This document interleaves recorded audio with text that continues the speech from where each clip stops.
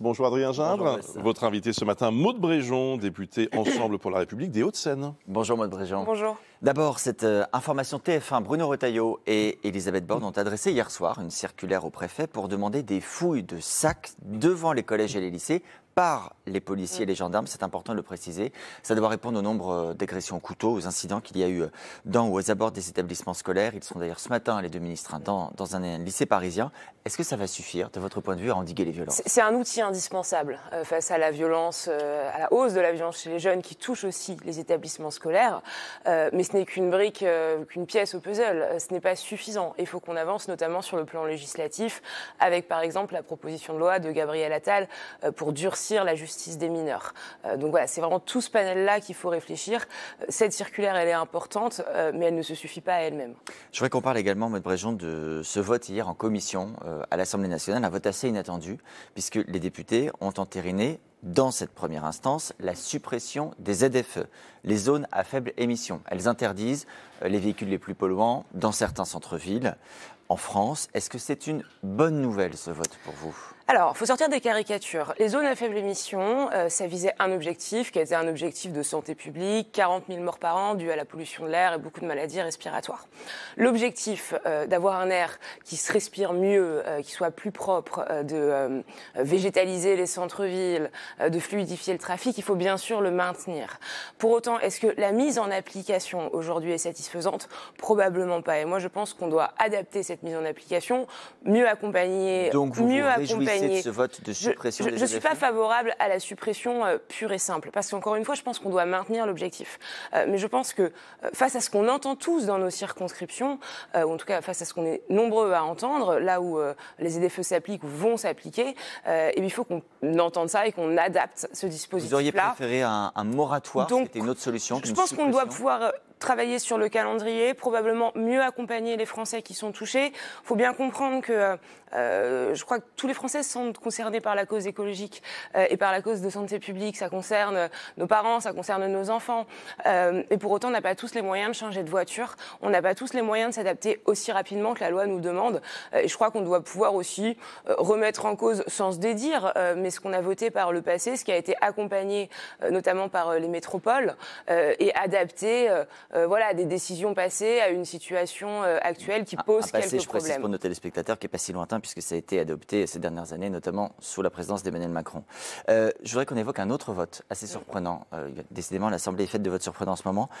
En commission, il y a 2 jours, concernant la proposition de loi de l'un de vos collègues, député Renaissance, Guillaume Kasbarian, enfin c'est lui qui l'avait initié comme ministre, pour durcir les conditions de maintien dans un logement social quand les revenus augmentent. Cette proposition, elle a été rejetée en commission et ça a suscité une réaction positive de la ministre de la Ville, Juliette Méadel, qui s'est félicitée que cette proposition de votre famille politique soit rejetée. Ça ne vous a pas plu du tout ?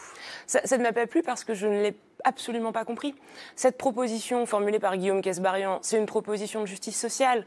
Quand en Ile-de-France, un couple avec 2 enfants dépasse en matière de revenus 8 000 € nets par mois, on comprend bien que leur droit au maintien doit toucher à sa fin. Alors, la ministre dit qu'il y a de la mixité sociale qui est souhaitable. En parallèle, vous avez 2 millions de personnes qui sont en liste d'attente et qui attendent un logement social en France. Qu'est-ce que fait cette proposition de loi ? Elle priorise au fond ceux qui en ont le plus besoin. Vous savez, moi je viens d'un département dans les Hauts-de-Seine où il y a plus de 130 000 demandes en attente et uniquement 5,5% de rotation au sein du parc social. Et donc on voit bien que réinterroger les situations, parce que les ménages évoluent, parce que parfois la vie fait que vous gagnez davantage d'argent, et tant mieux, c'est une très bonne chose.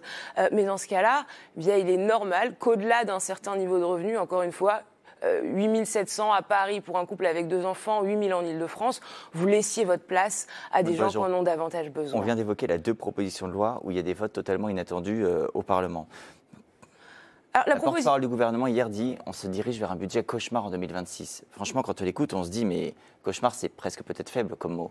Alors, c'est un autre sujet. On a une situation budgétaire qui est... Et on a absolument zéro cohésion dans les familles politiques censées soutenir le gouvernement, ni entre elles, ni avec l'équipe gouvernementale. On partage un objectif. L'objectif, c'est de redresser les finances publiques face à une situation budgétaire extrêmement difficile. On peut le rappeler, plus de 6% de déficit l'année prochaine.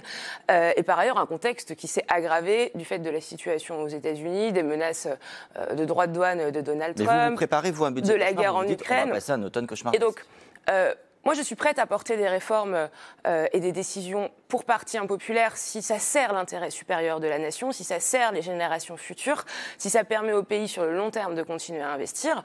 J'attends maintenant du gouvernement qu'il travaille avec le Parlement, qu'il nous fasse des propositions et qu'on puisse co-construire ce budget ensemble, qui arrivera certes en octobre. Alors on peut se dire octobre c'est loin, mais travailler à des propositions dans un contexte encore une fois si complexe, eh bien ça prend un peu de temps et donc il faut aujourd'hui que notamment en matière d'efforts de défense, puisque des efforts supplémentaires budgétaires vont être nécessaires, le gouvernement se tourne vers le Parlement pour mettre sur la table une première copie, et puis on en discute. Moi, je vois bien qu'il y a un appel au gouvernement. Je crois au bon sens et je pense qu'on est toutes et tous très concernés par la situation budgétaire et ces investissements. Depuis quelques jours, cette montée en pression venue du RN, du PS sur l'hypothèse d'une censure. Vous connaissez bien les censures, vous étiez porte-parole du gouvernement Barnier. Il a fallu quelques jours pour que la machine s'emballe et que le gouvernement soit censuré. Peu d'expérience. Ça vous inquiète aujourd'hui de voir cette petite musique de la censure qui revient ? Je ne dirais pas que ça m'inquiète, mais je le prends bien évidemment au sérieux parce qu'on sait que c'est arithmétiquement possible. Aujourd'hui, si le nouveau Front populaire, si le Parti socialiste s'allie avec le Rassemblement national pour faire tomber le gouvernement, la censure est votée. Bon, une fois qu'on a dit ça, est-ce bien responsable de voter une censure alors même qu'on est dans une situation budgétaire extrêmement complexe et face à une situation internationale absolument inédite où on a besoin que la France soit forte. Mais il y a des demandes précises. Qui aurait aujourd'hui intérêt face à Donald Trump et face à Vladimir Poutine à affaiblir le pays? Voilà, moi c'est cette question que je pose aux parlementaires. Il y a des solutions. Les socialistes disent qu'il faut laisser le conclave retraite aller au bout. Le RN dit la programmation pluriannuelle de l'énergie qui prévoit les objectifs en matière de production et de consommation sur 10 ans, il faut un vote. Est-ce qu'il faut un vote au Parlement? Est-ce qu'il faut laisser, vous disiez, la main aux parlementaires? Est-ce que sur ce sujet-là, par exemple, il faut laisser la main aux parlementaires? Il faut discuter avec les parlementaires, mais vous savez, on a eu beaucoup de votes en matière de choix énergétique. On a eu un vote sur une loi qui visait à accélérer le nucléaire, une loi qui visait à accélérer les énergies renouvelables. Il s'est passé des heures de débat sur cette question. On peut continuer à débattre. Moi, ce que je dis sur le fond de ce sujet, c'est que notre ligne ne doit pas varier. On a besoin des énergies renouvelables et on a besoin du nucléaire. Et c'est ce que propose le gouvernement. C'est la ligne qu'on tient depuis plusieurs années maintenant. Et les 37 milliards pour les éoliennes en mer, J'entends que Marine Le Pen a une obsession irrationnelle et un peu absurde vis-à-vis des énergies renouvelables. Heureusement, les Français ne la suivent pas sur ce sujet. La question qu'elle doit se poser, c'est est-ce qu'elle préfère le gaz russe et algérien aux énergies renouvelables propres et décarbonées? C'est la seule question à se poser. Merci beaucoup, Maude Bréjon. Merci Adrien Gindre.